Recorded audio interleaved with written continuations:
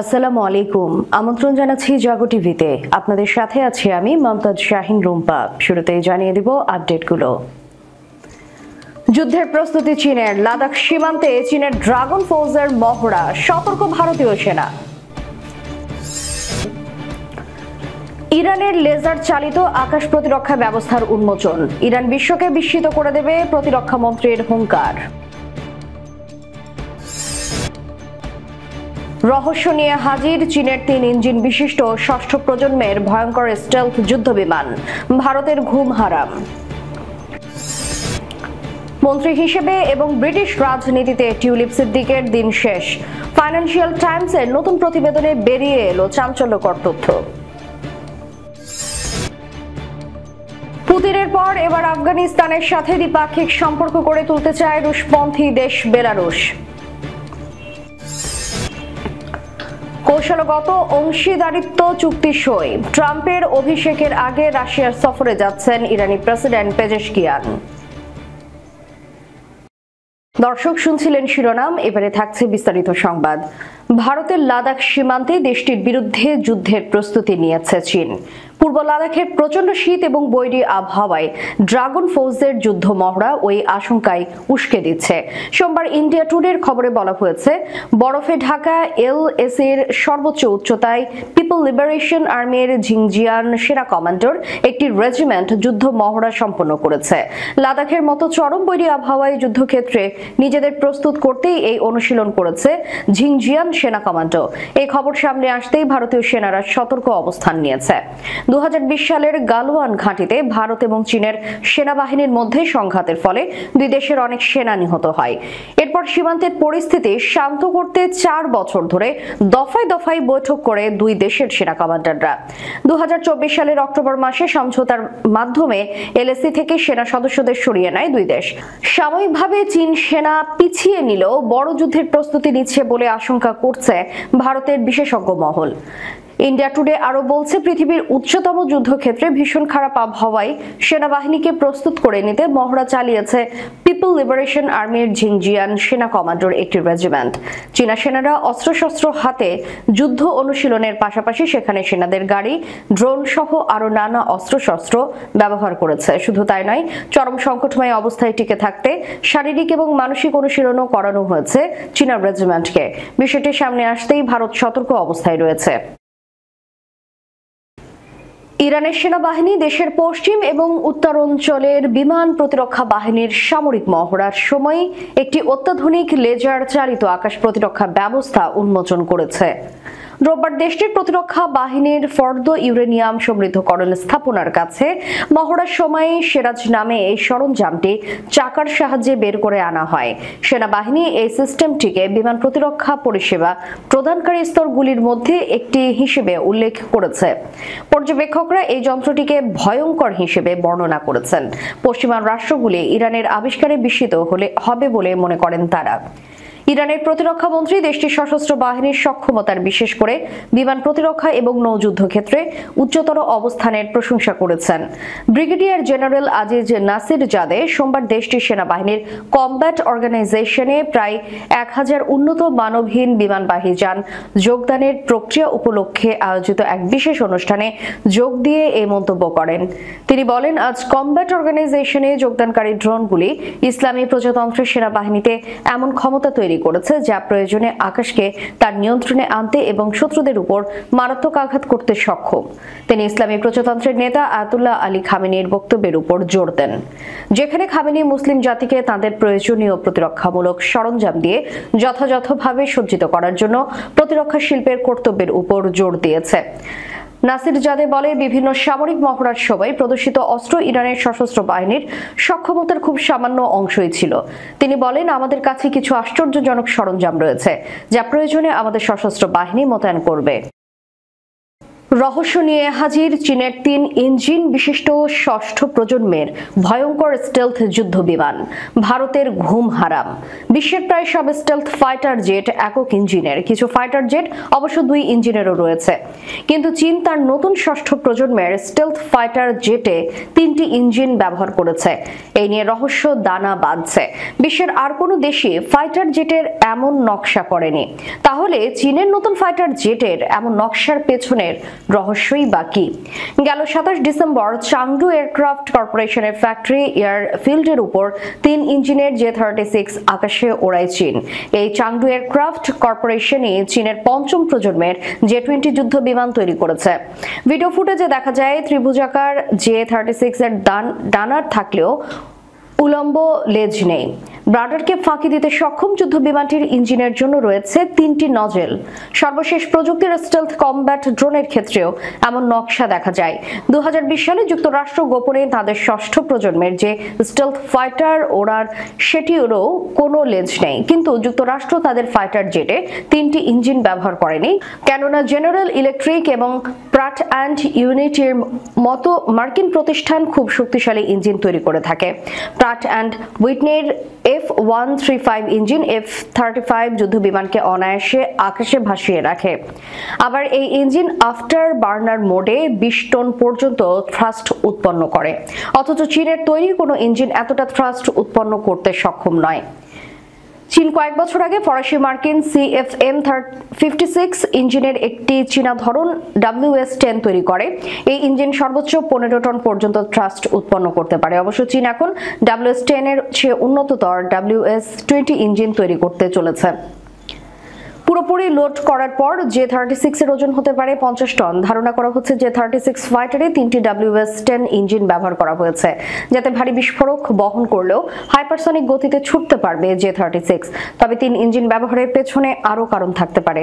বিশেষ করে আধুনিক যুদ্ধ বিমানের ইলেকট্রিক্যাল পাওয়ার ইঞ্জিন থেকেই আসে। আবার রাডার সেন্সরে প্রচুর শক্তির প্রয়োজন হয়। এছাড়া directed energy weapon, high energy লেজারের মতো অস্ত্র প্রচুর শক্তি খরচ হয়। মন্ত্রী হিসেবে এবং ব্রিটিশ রাজনীতিতে টিউলিপ সিদ্দিকের দিন শেষ। দুর্নীতির অভিযোগে প্রশ্নবিদ্ধ যুক্তরাজ্যের ক্ষমতাসীন লেবার পার্টির মন্ত্রী টিউলিপ সিদ্দিক। দল এবং দলের বাইরে থেকে তিনি পদত্যাগের চাপে রয়েছে। এই পরিস্থিতিতে তিনি পদত্যাগ না করলেও তাকে বরখাস্ত করা হতে পারে বলে আভাস পাওয়া যাচ্ছে। ব্রিটিশ পত্রিকা ফাইন্যান্সিয়াল টাইমস বলছে, হয়তো ট্রেজারি মন্ত্রী হিসেবে টিউলিপ সিদ্দিকের দিন শেষ হতে চলেছে।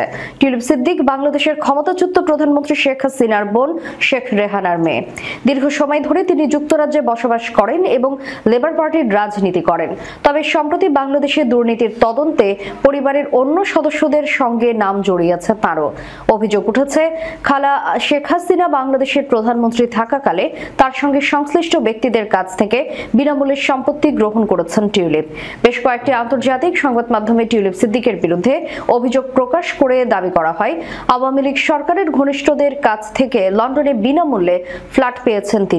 এছাড়াও বাংলাদেশে অবকাঠামোগত ব্যয় থেকে শেখ হাসিনার পরিবারের 3.9 বিলিয়ন পাউন্ড পর্যন্ত আত্মসাতের অভিযোগের তদন্তে টিউলিপের নাম এসেছে। দুর্নীতির সঙ্গে সংশ্লিষ্টতার এসব অভিযোগ প্রকাশ্যে আসার পর চাপের মুখে পড়েছেন টিউলিপ। অনেকেই মনে করছেন যুক্তরাজ্যে টিউলিপের রাজনৈতিক ক্যারিয়ার হয়তো এখানেই শেষ। টিউলিপ সিদ্দিককে নিয়ে সোমবার 13 জানুয়ারি একটি বিশ্লেষণ প্রকাশ করেছে ব্রিটিশ সংবাদ মাধ্যম ফাইন্যান্সিয়াল টাইমস। সেখানে বলা হয়েছে, টিউলিপ এখনো পদে থাকার কারণ হলো বিরোধী দল স্টারমারের জন্য তার বন্ধু এবং মিত্রদের সরকারে ধরে রাখার বিরুদ্ধে এখন পর্যন্ত খুব একটা চাপ সৃষ্টি করেনি। তারা টিউলিপের বিষয়টি গুরুত্বের সঙ্গে নিতে দেরি করেছে, তবে বিরোধী দল সুযোগটি এখন বুঝতে পেরেছে। বিরোধী দলের প্রধান কেমি বার্ডেনস শনিবার রাতে টিউলিপকে বরখাস্ত করার জন্য কিয়ার স্টারমারের প্রতি আহ্বান জানিয়েছে। দলটি বলছে, দুর্নীতিগ্রস্ত কোনো মন্ত্রীকে তারা আর দেশের প্রশাসনে দেখতে চায় না। ফলে টিউলিপের বিষয়ে লেবার পার্টির চুপ থাকা এখন কঠিন হয়ে গেছে। প্রতিবেদনে বলা হয়, বিরোধী দল এবং ছায়া ট্রেজারি কর্তৃপক্ষ উভয় টিউলিপের বিষয়টি গুরুত্বের সঙ্গে নিতে দেরি করেছে। তারা প্রথমে গল্পটি বুঝতে পারেনি, তবে এখন যেহেতু প্রধান বিরোধী দলটি গল্পটি বুঝতে পেরেছে, তাই হতে পারে ট্রেজারি মন্ত্রী হিসেবে টিউলিপ সিদ্দিকের দিন শেষ। পুতিনের পর এবার আফগানিস্তানের সাথে দ্বিপাক্ষিক সম্পর্ক গড়ে তুলতে চায় রুশপন্থী দেশ বেলারুশ। ইমারাতে ইসলামী আফগানিস্তানের সাথে দ্বিপাক্ষিক সম্পর্ক করতে চায় পূর্ব ইউরোপের রুশপন্থী দেশ বেলারুশ। রবিবার আফগানিস্তানের ডেপুটি পররাষ্ট্রমন্ত্রী শের মোহাম্মদ আব্বাস স্তোনাইজাইয়ের সঙ্গে অনুষ্ঠিত এক বৈঠকে এমনটি জানিয়েছেন বেলারুশের ডেপুটি পররাষ্ট্রমন্ত্রী লুকাশেভিচ। বৈঠকে শেভিচ জানিয়েছেন, আফগানিস্তানের সাথে বিভিন্ন ক্ষেত্রে সহযোগিতার জন্য একটি মজবুত ভিত্তি স্থাপনের ইতিবাচক উদ্দেশ্য রয়েছে বেলারুশের। বিশ্লেষকরা বলছেন, বেলারুশের সাথে দ্বিপাক্ষিক সম্পর্ক গড়ে তুলতে পারলে তা আফগানিস্তানের জন্যই লাভজনক হবে, কারণ রাশিয়ার দ্বারা ব্যাপকভাবে প্রভাবিত বেলারুশ। আর মস্কো থেকে সবুজ সংকেত পেলেই আফগানিস্তানের সাথে দ্বিপাক্ষিক সম্পর্ক মজবুত করতে রাজি হবে বেলারুশ। বৈঠকে কাবুল এবং মিন্স্কের মধ্যে দ্বিপাক্ষিক সম্পর্ক স্থাপনের লক্ষ্যে একটি কারিগরি দল গঠন করে আলোচনার প্রক্রিয়ায় এগিয়ে নেওয়ার বিষয়ে উভয় পক্ষ সম্মত হয়েছে। উল্লেখ্য, গতকাল কাবুলে আফগান স্বরাষ্ট্র মন্ত্রণালয় সরবরাহ বিভাগের প্রধানের সাথে বৈঠক করেছেন বেলারুশের ডেপুটি স্বরাষ্ট্রমন্ত্রী। বৈঠকে আফগানিস্তানের নিরাপত্তা, মাদকের বিরুদ্ধে লড়াই এবং দুই দেশের মধ্যকার বন্ধুত্বমূলক কূটনৈতিক সম্পর্ক এগিয়ে নেওয়ার বিষয়ে কথা বলেছেন উভয়ে। মার্কিন প্রেসিডেন্ট ডোনাল্ড ট্রাম্পের 20 জানুয়ারি অভিষেক অনুষ্ঠানের আগে রাশিয়া যাচ্ছেন ইরানের প্রেসিডেন্ট মাসুদ পেজেশকিয়ান। এই সফরে মিত্র দুই দেশের মধ্যে এক বৃহত্তর কৌশলগত চুক্তি হওয়ার কথা রয়েছে। 2 যুগ ধরে দেশ দুইটি কখনো মিত্র আবার কখনো শত্রু ধরনের সম্পর্ক বজায় রেখে চলেছে। রাশিয়া ও ইরান দুই পক্ষই সেই সম্পর্ককে সময়ে সময়ে নবায়ন করেছে। বিশেষ করে পশ্চিমা নিষেধাজ্ঞার বিরুদ্ধে মস্কো তেহরানের নতুন এই চুক্তি তাৎপর্যপূর্ণ বলে মনে করা হচ্ছে। সোমবার 13 জানুয়ারি এক প্রতিবেদনে খবর দিয়েছে বার্তা সংস্থা এএফপি। ক্রেমলিনের পক্ষ থেকে বলা হয়েছে, 17 জানুয়ারি রাশিয়ার প্রেসিডেন্ট ভ্লাদিমির পুতিন ইসলামী প্রজাতন্ত্র ইরানের প্রেসিডেন্ট মাসুদ পেজেশকিয়ানের সঙ্গে আলোচনা করবেন, যিনি একটি সরকারি সফরে মস্কো আসবেন। এতে বলা হয়, দুই শীর্ষ নেতা বৃহত্তর কৌশলগত অংশীদারিত্ব চুক্তি সই করবেন। চুক্তি সইয়ের পাশাপাশি দুই নেতা দ্বিপাক্ষিক সহযোগিতার আরও সম্প্রসারণের সম্ভাবনা, যার মধ্যে বাণিজ্য ও বিনিয়োগ, পরিবহন এবং লজিস্টিক্স, মানবিক খাত এবং আঞ্চলিক ও আন্তর্জাতিক এজেন্ডার গুরুত্বপূর্ণ ইস্যুসমূহ নিয়ে আলোচনা করবেন বলে ক্রেমলিন জানিয়েছে। রাশিয়া এবং ইরান উভয় পশ্চিমা নিষেধাজ্ঞার সম্মুখীন, যা তাদের গুরুত্বপূর্ণ অর্থনৈতিক খাতগুলোর উপর ব্যাপক প্রভাব ফেলেছে। গত বছর পুতিন উত্তর কোরিয়ার সঙ্গে একটি অনুরূপ চুক্তি সই করেছিলেন, যার ফলে পিয়ংইয়ং এর সঙ্গে রাশিয়ার জোট আরো দৃঢ় হয়েছে। ওই চুক্তির আওতায় উভয় পক্ষ একে অপরকে আক্রমণ বা আগ্রাসন হলে সামরিক সহায়তা দেওয়ার প্রতিশ্রুতি দিয়েছে। ইরান ও রাশিয়ার মধ্যে সম্পর্ক অতীতে বেশ দৃঢ় ছিল, বিশেষ করে সিরিয়া যুদ্ধ এবং ইরানের পারমাণবিক কর্মসূচি নিয়ে একে অপরকে সমর্থন করার কারণে। এই চুক্তি দুই দেশের মধ্যে শক্তিশালী সম্পর্কের নতুন অধ্যায়ের সূচনা হতে পারে, যা বিশ্ব রাজনীতিতে আরও প্রভাব ফেলবে। দর্শক, শেষ করার পূর্বে সংবাদ শিরোনামগুলো জানিয়ে দিব আরো একবার।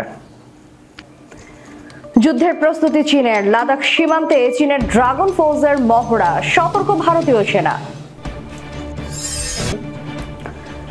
ইরানের লেজার চালিত আকাশ প্রতিরক্ষা ব্যবস্থার উন্মোচন, ইরান বিশ্বকে বিস্মিত করে দেবে, প্রতিরক্ষা মন্ত্রীর হুঙ্কার। রহস্য নিয়ে হাজির চীনের 3 ইঞ্জিন বিশিষ্ট 6ষ্ঠ প্রজন্মের ভয়ঙ্কর স্টেলথ যুদ্ধবিমান, ভারতের ঘুম হারাম। মন্ত্রী হিসেবে এবং ব্রিটিশ রাজনীতিতে টিউলিপ সিদ্দিকের দিন শেষ, ফাইন্যান্সিয়াল টাইমসের নতুন প্রতিবেদনে বেরিয়ে এলো চাঞ্চল্যকর তথ্য। পুতিনের পর এবার আফগানিস্তানের সাথে দ্বিপাক্ষিক সম্পর্ক গড়ে তুলতে চায় রুশপন্থী দেশ বেলারুশ। কৌশলগত অংশীদারিত্ব চুক্তি সই, ট্রাম্পের অভিষেকের আগে রাশিয়ার সফরে যাচ্ছেন ইরানি প্রেসিডেন্ট পেজেশকিয়ান। এতক্ষণ আমাদের সাথে থাকার জন্য ধন্যবাদ। আল্লাহ হাফেজ।